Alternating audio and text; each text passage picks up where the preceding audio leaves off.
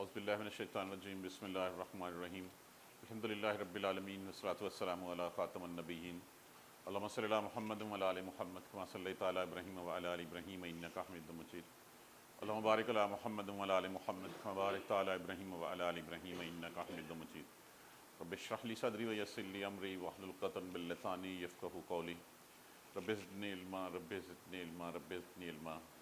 اور آج کا سبق سورہ اخلاص۔ یہ لفظ اخلاص سے ہی ہمیں پتہ چل جانا چاہیے کہ اس کا معنی کیا ہے۔ اخلاص صرف خلوص، سنسیریٹی کس کے لیے؟ اللہ سبحانہ تعالیٰ کے لیے۔ یہ سورہ مبارکہ 1/3 قرآن کے برابر ہے۔ یہ دفعہ آپ صلی اللہ علیہ وآلہ وسلم نے فرمایا کہ آج نا میں تمہیں 1/3 قرآن سناؤں گا۔ صحابہ بیٹھ گئے۔ آپ صلی اللہ علیہ وسلم نے جو ہے وہ نماز کے بعد جو ہے وہ آپ کو سورہ اخلاص سنائی لوگوں کو، اور اٹھ کے جو ہے وہ آپ کو جو ہے مبارک میں تشریف لے گئے۔ اب لوگ سوچنے لگے کہ آپ نے تو فرمایا تھا کہ 1/3 قرآن سناؤں گا۔ آپ کچھ دیر بعد واپس تشریف لائے اور آ کے کہا کیوں، کیا ہوا؟ میں نے تمہیں 1/3 قرآن کہا تھا نا، تو یہ 1/3 قرآن ہے۔ یہ 1/3 قرآن کے برابر اس کا جو ہے وہ ثواب ہے۔ دیکھیے قرآن پاک 3 چیزوں پہ مشتمل ہے: توحید، اللہ سبحانہ تعالیٰ کی وحدانیت، رسالت رسول اللہ صلی اللہ علیہ وآلہ وسلم کی، تیسری آخرت۔ یہ 3 چیزیں ہیں قرآن پاک میں، چوتھی کوئی چیز نہیں ہے۔ 1/3 قرآن جو ہے وہ اللہ سبحانہ تعالیٰ کی توحید بیان کرتا ہے۔ جب 3 چیزیں ہیں، ان تینوں میں سے ایک چیز جو ہے وہ اللہ کی توحید ہے، اللہ کی وحدانیت ہے۔ اگر ہم دیکھیں گے تو پھر ہمیں یہ ایک صورت اتنی جامع صورت ہے کہ دیکھیں شرک کن کن چیزوں میں ہو سکتا ہے۔ کسی کی ذات میں ہو سکتا ہے، اس کی نفی یہاں پہ کر دی گئی۔ کسی کی صفات میں ہو سکتا ہے، اس کی یہاں پہ نفی کر دی گئی۔ کسی کی ہمسری میں ہو سکتا ہے، اس کی نفی یہاں پہ کر دی گئی۔ کسی کے حسب نسب کے ساتھ ہو سکتا ہے، اس کی نفی یہاں پہ کر دی گئی۔ تو یہ وہ جامع صورت ہے جو اللہ سبحانہ تعالیٰ کی توحید کو جو ہے وہ پوری ڈیٹیل کے ساتھ جو ہے وہ بیان کرتی ہے۔ ہم اس کے ترجمے تک محدود رہیں گے۔ کل، کہہ دیجئے۔ یہ لفظ جیسے میں نے پہلے بھی سمجھایا تھا کہ لفظ ہوتا ہے کالا، اس نے کہا۔ اب اگر اس کو جو ہے وہ میں امر میں لانا چاہوں، کہو کے معنی میں لانا چاہوں، تو پھر میں کیا کرتا ہوں کہ میں پہلے حرف پہ پیش ڈالتا ہوں، آخری حرف پہ جزم ڈالتا ہوں، اور اس میں سے واولز جو حروف علت ہوتے ہیں، الف واو یہ میں نکال دیتا ہوں اس میں سے، تو یہ امر میں آ جاتا ہے۔ کل، کہہ دیجئے۔ کالا، اس نے کہا، کل، کہہ دیجئے۔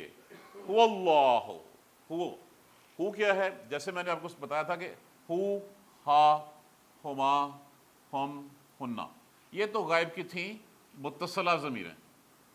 متصلہ کون سی ہوتی ہیں؟ جو کسی فعل کے ساتھ جڑی ہوئی ہوتی ہیں، اور کچھ ایسی ہیں جو منفصلہ ہوتی ہیں۔ منفصلہ کون سی؟ جو الگ ہوتی ہیں، جو اپنی الگ پہچان رکھتی ہیں، لیکن وہ بھی ضمیریں ہی ہیں۔ یہ غائب کی متصلہ، وہ منصلہ، ہوا، ہیا، ہما، ہم، ہننا، وہ ایک مذکر، وہ ایک مؤنث، کوئی دو، وہ سب مذکر، وہ سب مؤنث ہے۔ کل، کہہ دیجئے، وہ، کل هو اللہ، وہ اللہ جو ایک ہے، احد، ایک ہے۔ دیکھیے اگر ہم نارملی دیکھیں تو ہمیں احد اور واحد دونوں ایک ہی لگتے ہیں۔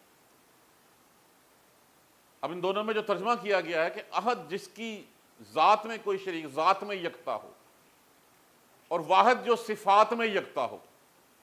اب اللہ ذات میں یکتا ہے، اس لیے یہاں پہ اس کا فرق جو ہے وہ اپنے ذہن میں، کہ یہ عہد کسی اور کے لیے ہم نہیں کہہ سکتے۔ جس طرح ہم جو ہے وہ اب نہیں کہہ الرحمن اکیلا نہیں پڑھ سکتے، اسی طرح ہم اکیلا عہد بھی نہیں کسی کو کہہ سکتے۔ ہم یہ تو کہہ سکتے ہیں عبد العہد، عہد کا بندہ۔ عہد کون ہے؟ وہ ایک ہی ذات ہے، اللہ سبحانہ تعالیٰ۔ تو یہاں پہ دیکھیے کہ اللہ کی ذات کیا ہے؟ ایک۔ تو یہاں پہ اس کا الاعلان ہو گیا، کہہ دیجئے کہ وہ اللہ ایک ہے۔ اچھا میں اس کا تھوڑا سا اور آپ کو ایک مزے کی بات بتا جاؤں کہ ہم جب کسی سے تعارف حاصل کرتے ہیں نا، ہم پوچھتے ہیں بھی اچھا سنا اس کا حسب نسب کیا ہے، اچھا آپ کے باپ کیا کرتا تھا، آپ کے واقعی عزیز و کرب کیا تھے۔ تو جب رسول اللہ صلی اللہ علیہ وآلہ وسلم اللہ سبحانہ تعالیٰ کا تعارف بیان کرتے، اللہ سبحانہ تعالیٰ کی صفات بیان کرتے، تو وہ کہتا ہے کہ نہیں پہلے ہمیں بتائیں اللہ کا حسب نسب کیا ہے، پہلے بتائیں ہمیں کہ اللہ کیا ہے، اس کی صفات کیا ہیں۔ ان کے ان سوالوں کے جواب میں اللہ سبحانہ تعالیٰ نے یہ صورت بھیجی۔ تو پہلی بات تو بتا دیجیے کہ وہ اللہ، کہہ دیجیے اللہ ایک ہے۔ اللہ الصمد، لفظ ہے صمد، یہ بھی اللہ کا صفاتی نام ہے کہ اس کا معنی ہوتا ہے بے نیاز، کہ وہ کسی کا محتاج نہیں، باقی تمام کائنات اس کی محتاج ہے، کوئی اس کی برابری نہیں کر سکتا، کوئی اس کے ساتھ نہیں کھڑا ہو سکتا، ہر چیز اپنی بقا کے لیے اس کی محتاج، جبکہ اللہ کو کسی کی کوئی ضرورت نہیں۔ وہ یکتا بادشاہ ہے، اس کو اپنی بادشاہت چلانے کے لیے کسی کی کوئی ضرورت نہیں، جبکہ باقی ہر چیز کو اپنا وجود برقرار رکھنے کے لیے اس کی ضرورت ہے۔ اب یہ ہوگی اس کی صفات۔ اللہ قل هو اللہ احد اللہ الصمد، اللہ بے نیاز ہے، بے پرواہ ہے، یہ ذات ہوگی، یہ اس کی صفت ہو گئی۔ اب اس کے بعد کیا؟ لم یلد، لم کیا ہے؟ نافیہ کا صیغہ، ماضی میں نفی کرتا ہے۔ جب بھی لم آئے گا اس کے بعد جو اگلا کلمہ ہوگا، جو اگلا حرف ہوگا، لفظ ہوگا، اس کے آخری حرف کے اوپر ہمیشہ یہ جزم ڈال دیتا ہے۔ لم یلد، نہیں، یالد یہ لفظ اٹ سیلف ہے، اس نے جنا۔ اب اس کا مطلب کیا ہوا؟ کہ اس کے نیچے کوئی نہیں۔ یہ جو کہتے تھے نا یہ فرشتے اللہ کی بیٹیاں ہیں، اس سے اس چیز کی نفی ہوگی کہ اللہ کی کوئی آل اولاد نہیں ہے، اس نے کسی کو نہیں جنا۔ وہ کیا کہتے تھے کہ اللہ کی بیٹیاں ہیں، وہ کہتے ہیں اچھا جی پھر تو اللہ کی بیوی بھی ہوگی، معاذ اللہ ثم معاذ اللہ۔ اچھا پھر وہ بیوی ہے تو بیوی کہاں سے آ گئی؟ وہ جو جنوں کی ہوگی۔ اس طرح کی باتیں جو ہیں وہ لوگوں نے گھڑ رکھی تھی۔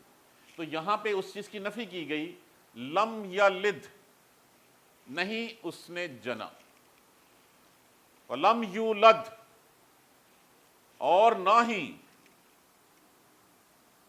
یولد، پہلے حرف کے اوپر اگر پیش ہو، تیسرے کے اوپر زبر ہو تو یہ مضارع مجہول ہوتا ہے۔ مجہول کیا ہوتا ہے؟ پیسو وائس، وہ جنا گیا۔ اب کیا ثابت ہوا اس سے؟ وہ جنا گیا۔ اب اس کا مطلب یہ ہوا کہ یہ اللہ ہے، نہ اس کے کوئی اوپر ہے نہ اس کے کوئی نیچے ہے، نہ اس نے کسی کو جنا اور نہ اس کو کسی نے جنا، وہ اپنی مثال آپ ہے، وہ یکتا ہے۔ اب حسب نسب بھی بیان ہو گیا اس کا یہاں پہ۔ کہہ دیجئے اللہ ایک ہے، وہ بے نیاز ہے، نہ اس نے جنا کسی کو اور نہ وہ جنا گیا۔ ولم، اور واو اور کے لیے استعمال ہوا، لم نافیہ کا صیغہ۔ کن کا معنی کیا ہوتا ہے؟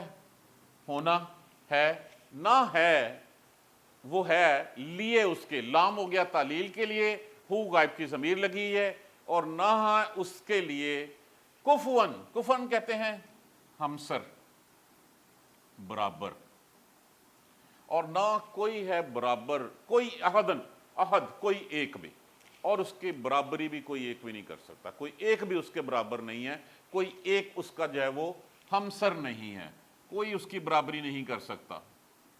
یہ ترجمہ ہو گیا۔ کہہ دیجئے وہ اللہ ایک ہے، وہ بے نیاز ہے، اس کو کسی کی کوئی پرواہ نہیں ہے، ساری کائنات اس کے سامنے کھڑی جو اس کا بال نہیں بھیگا کر سکتی، اس کا کچھ نہیں بگاڑ سکتی، اور ساری کائنات اس کے ساتھ ہو جائے، اس کی ملک میں، اس کی بادشاہی میں کوئی اضافہ نہیں کر سکتی۔